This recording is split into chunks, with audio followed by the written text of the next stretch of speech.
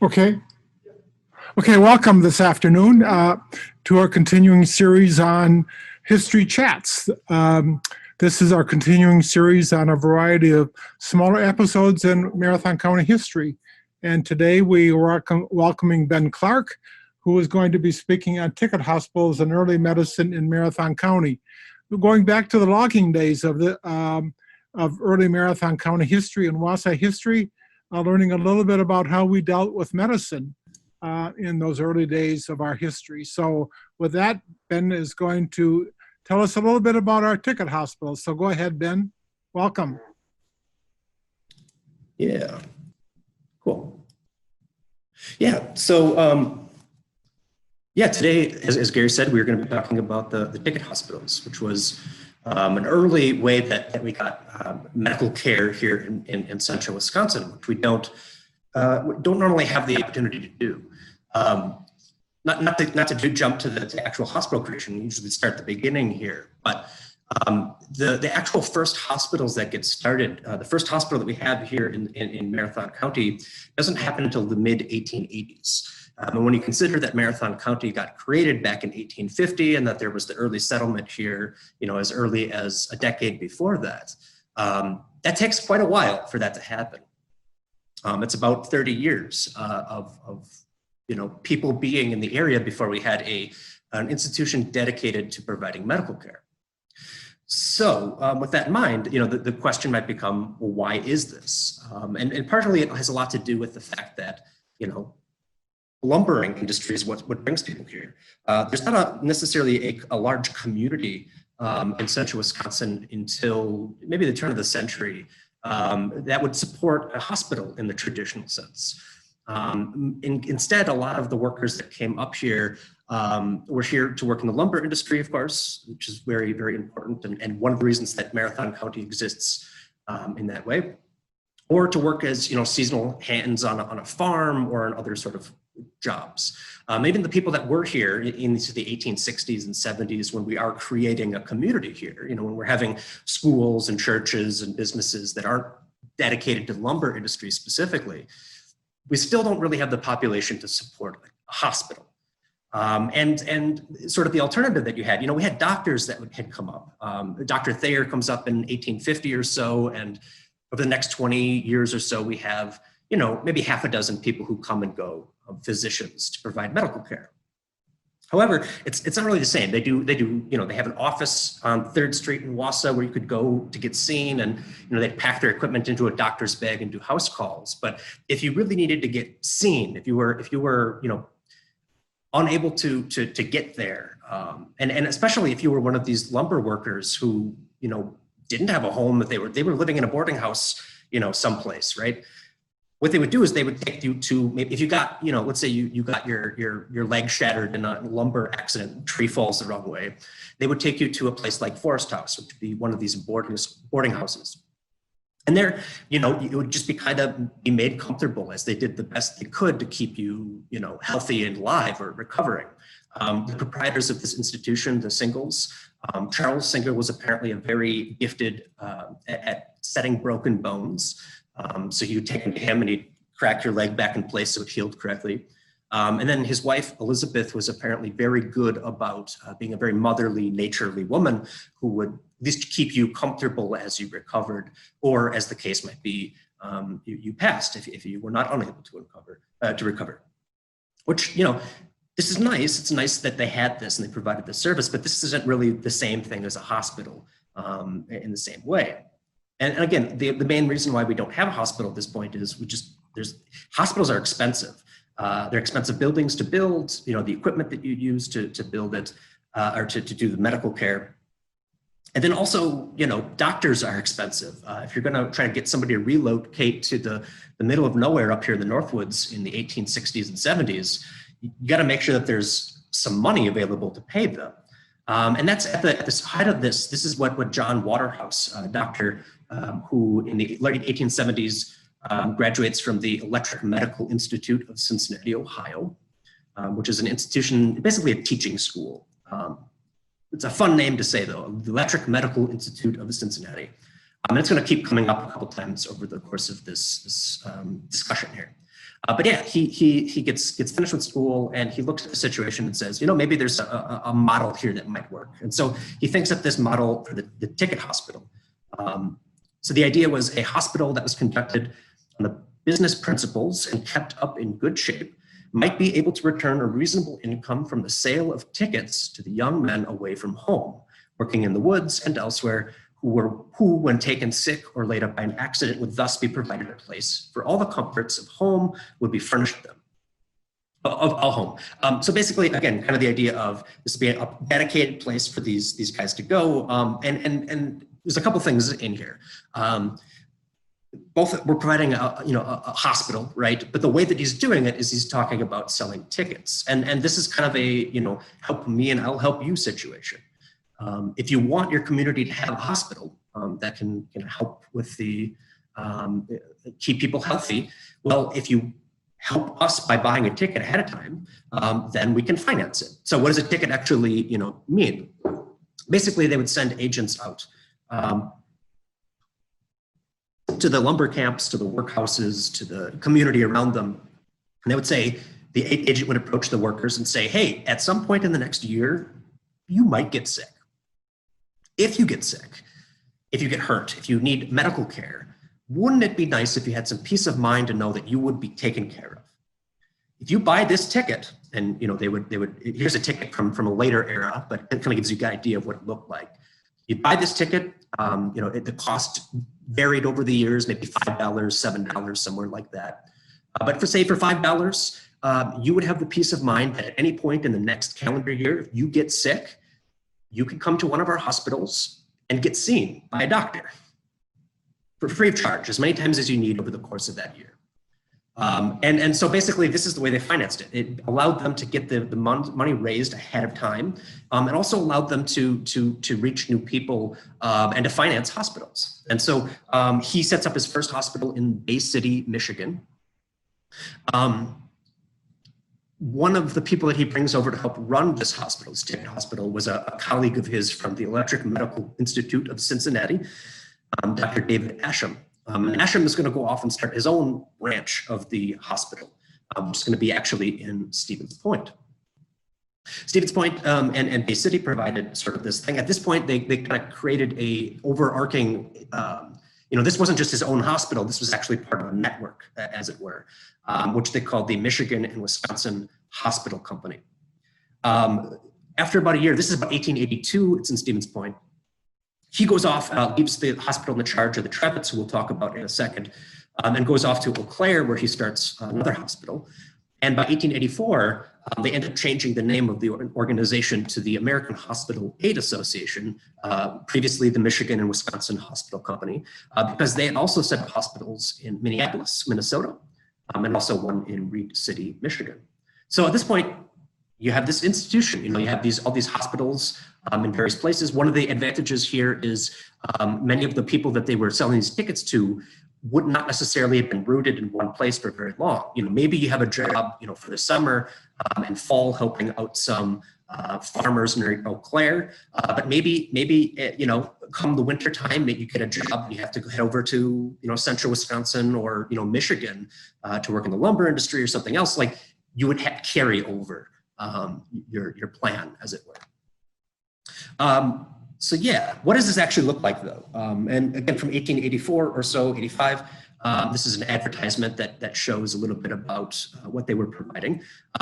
They advertised that each location had a finely located new brick building that was heated by steam, well lighted and ventilated, and fitted up with every comfort for the sick and injured. So again, it's the same sort of idea. It's a nice place. It's not just a ramshackle boarding house for you to lay up in as you recover, but it's going to be a nice place to be if you did get sick.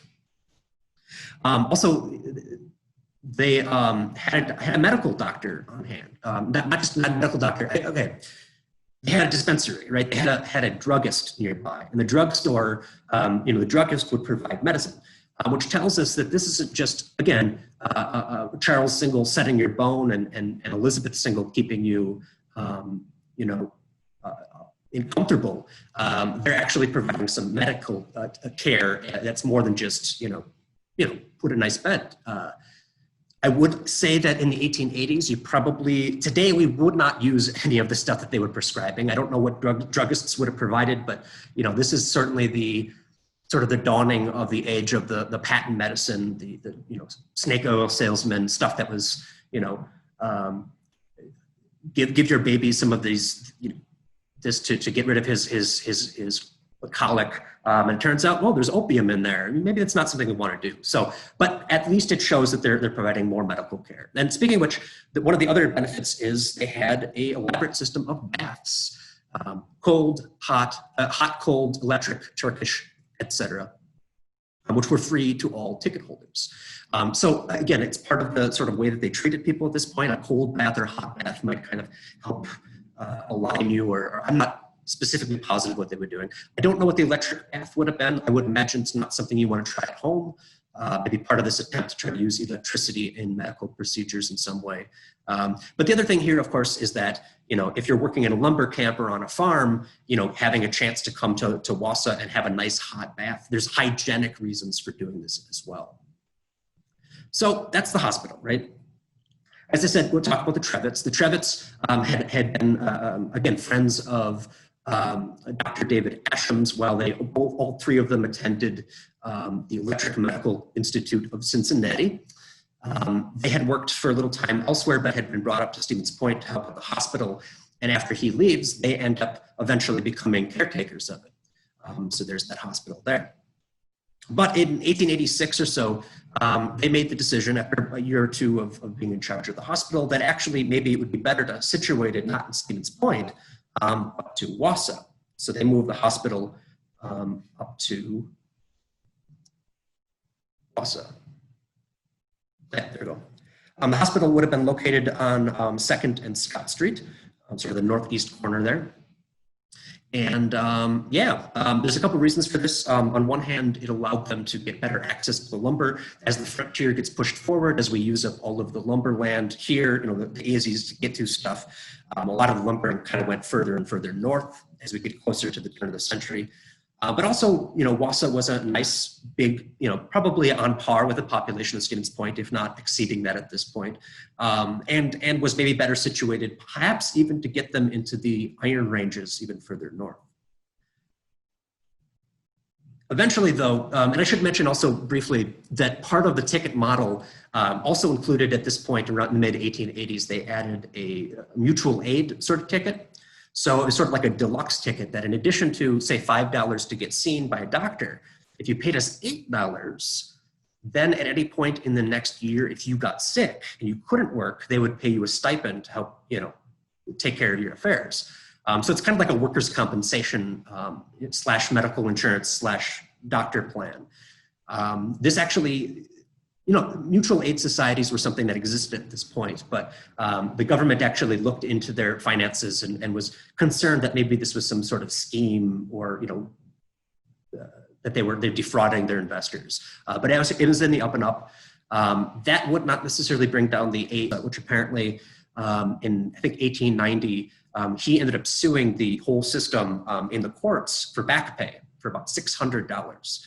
Which, if adjusted for inflation, I think comes to about $17,000 in 2019-20. So that's a lot of money. They end up having to try to auction off fixtures at the hospital to try to pay for it. But ultimately, they basically, the AHAA, the Hospital Association, collapses. The Trevitts continue. They end up start their own ticket hospital. It's not part of a network at this point, but it is specifically for the Wausau, again, it's sort of same location here on 2nd and Scott Street. But ultimately that does not pan out. And it lasts for about a year or two.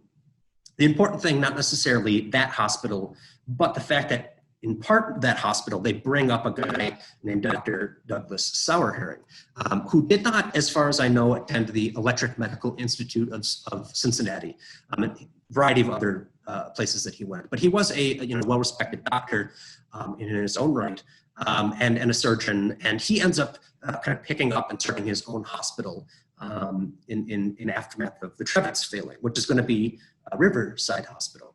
This is actually a drawing from a book that's probably a little, artist rendering. It probably looked more like this, although this was after they had turned it into apartments, I think in 1908. Yeah, Riverside Hospital. This was a big thing. And this is the institution that is going to bring us from the 1800s into the 20th century. Because wondering where it was located, just about a little bit away from the old hospital where the Trevitts had. This is on Scott and First Street right here. Kind of across the street from where the library would have been, I think, today. And that time it would have been the Cape Bush grocery store to the north there. But like I said, he modernizes. During his tenure as the running the hospital here, Sauerherring actually introduces x-rays for the first time. So he has x-ray machine, the first x-ray machine in central Wisconsin. And he actually has an ambulance service, which is really interesting. This is much before most cities would even have an ambulance service. Interestingly, apparently back then, usually the people that would have the equipment to bring people to the hospital would have been the hearse drivers, the undertakers, because they had the place for the coffins. So you could fit a bed in there. But yeah, not the case here. He has his own hospital. Unfortunately, this is pretty expensive, and he finds this out by like 1902. He's using the ticket Model 2 that he inherited. That was the ticket that I had showed you earlier. It was from the Riverside Hospital, but that really wasn't making it. It had been helpful to get the money to start a hospital here in the 1880s, but by the turn of the century, it just really was an antiquated system. And unfortunately, at this point in the turn of the century, Wausau as a community is growing, but it's not big enough to necessarily maintain a hospital and support a hospital by traditional means. We're going to get there, but at this point, he's having some trouble. He actually divests himself of the financial obligations here. He is going to be the head, physician of this hospital, but somebody else takes it over. But by 1903, 1904, they're looking to find somebody else. Otherwise, maybe the hospital will close. And that brings us to the Sisters of the Divine Savior, who are going to come up and take it over and turn this into what we know, will become St. Mary's Hospital. But we won't talk about that today. We're going to leave that for next week. Next week, we're going to be talking about both St. Mary's and Memorial Hospital in Wausau, and they're joining in that whole endeavor of the 20th century hospitals. So with that, that is my presentation for today. I hope you enjoyed it. So I guess at this point, I don't know, I haven't been following if anybody has any questions, or if Gary, you have any questions for me here. Well, I think a great introduction to 19th century medicine here in Wausau. Thank you very much, Ben. And then of course, next week we'll venture into the 20th century, but the Riverside Hospital really was, and Dr. Sauerherring really was, that, as you mentioned, that great transition from the frontier, so to speak, of Wausau into the modern era of medicine in Wausau. So we'll hear more about the coming of that medicine next week. But thank you again for this session. I'm not picking up any comments or questions. I don't have that in front of me. I'm not sure if, Sure. I don't think I saw any. But again, feel free to ask any questions. If you have any questions that you're interested in knowing about the medical history of the county, we'll be covering this for the next 2 weeks. So be interested to hear people are interested in knowing about. So we'll continue to monitor the Facebook chat place. So if there's any further questions, we'll certainly be getting back to you. But we look forward to you next week, next Thursday at 12:30 for the continuation of this. These histories of medicine and hospitals in Marathon County. So thanks again, Ben. We'll see you next week, next Thursday at 12:30. Thank you.